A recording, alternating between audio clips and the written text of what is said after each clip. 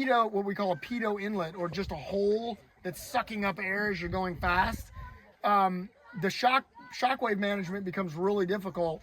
And so when you look at F15, at F4, at F14, they actually changed the geometry. I mean, SR71, they would change the geometry of the inlet based on the speed so that you could control how you get that smooth, high pressure air into the engine, and then you could keep making thrust.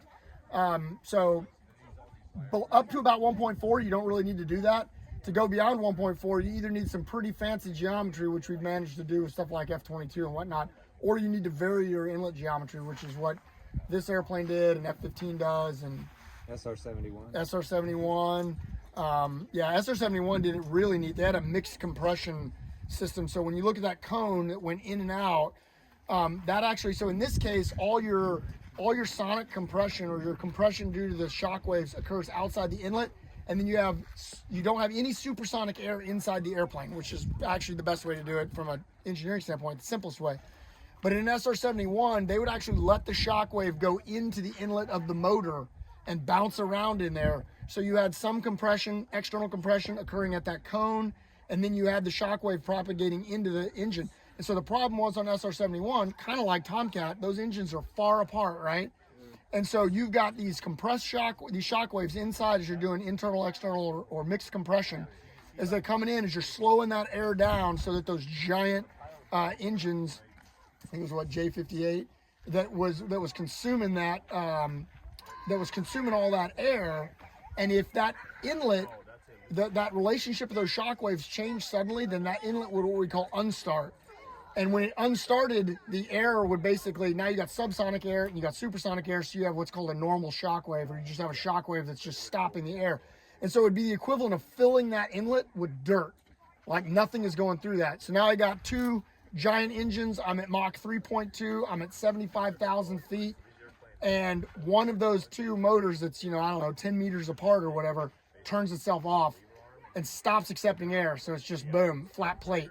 And you can imagine that if that happened, the airplane would go boom, it would tumble, and it would tear itself apart because it's made out of like really thin titanium, right? And so the way they dealt with that was they had sensors in both motors. And if they flamed out an engine or they unstarted an inlet, they would command flame out the other motor. So you can imagine, and this happened, and you can read about guys talking about their experiences with it, but guy up there in the black part of the atmosphere during the day because they're so high up, and everything seems fine. One motor flames out, the computer flames out the other motor. So the guy goes from two very loud engines to super deceleration and dead silence. And then the engine, the jet is trying to restart his engines. Obviously you got some time because you're way up there, but that had to be an amazing experience. Become a shooting star. Yeah, totally. How they started it, or how long it took them to start it? So they would have to move. So great question. So when you restart the inlet, you got to move the shockwaves back out. So they would have to move. Those big cones that moved in and out would have to move to reposition, and then they would have to start the process, which I don't know very well. Concorde had a similar system of a mixed or internal. I think Concorde used a totally internal compression system, but and so in Concorde they would actually dump all the air, so the air would go through the inlet until they restarted that inlet, and then they would close the door to restart the motor. But yeah, you're talking about probably dozens of seconds at least, if not a couple minutes, of you just being like a very fast glider. Yeah. That's crazy. I don't remember. I heard it was some very volatile. I can't even remember what it was, but it was a substance that they'd use to like quick start it. Oh yeah, because it has to be so much heat. Yeah, It was just like TET or something. yeah, it was something crazy. Yeah, they use that a lot in like rocket motors too, to like make sure that you get a solid light. Yeah, most like fires don't like to burn above about 0.5 Mach, so or 0.4, 0.5 Mach.